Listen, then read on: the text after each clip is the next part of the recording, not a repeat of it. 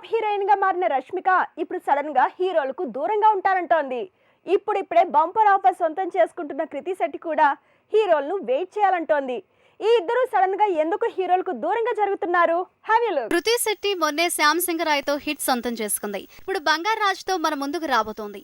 సుధీర్ బాబుతో ఓ మూవీ చేస్తోంది. అంతా బానే ఉంది, కానీ ఇప్పుడు ఈ హీరోయిన్ హీరోలకు దూరంగా ఉంటానంటోంది. మెగాస్టార్ కూతురు సుస్మిత ప్రొడ్యూసర్ గా విరించి వర్మ తెరకెక్కించబోతున్న ఓ లేడీ ఓరియంటెడ్ మూవీకి కృతి సై అందట.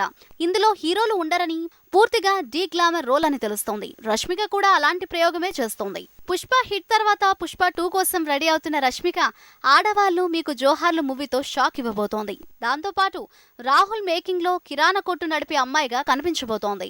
గీత గోవిందంలో కవిస్తూ సరిలేరు నీకెవరంటూ నవ్విస్తూ పుష్పలో డీ గ్లామరస్ రోల్లో షాక్ ఇచ్చింది రష్మిక. ఇప్పుడు ఎదిరించే ఓ లేడీ ఫైటర్ కథలో కనిపించబోతోంది. కృతి శెట్టి రష్మికనే కాదు, రవితేజతో కిలాడిలో కవ్వించే ప్రయత్నం చేస్తున్న డింపుల్ హైతి కూడా అదే పని చేస్తోంది.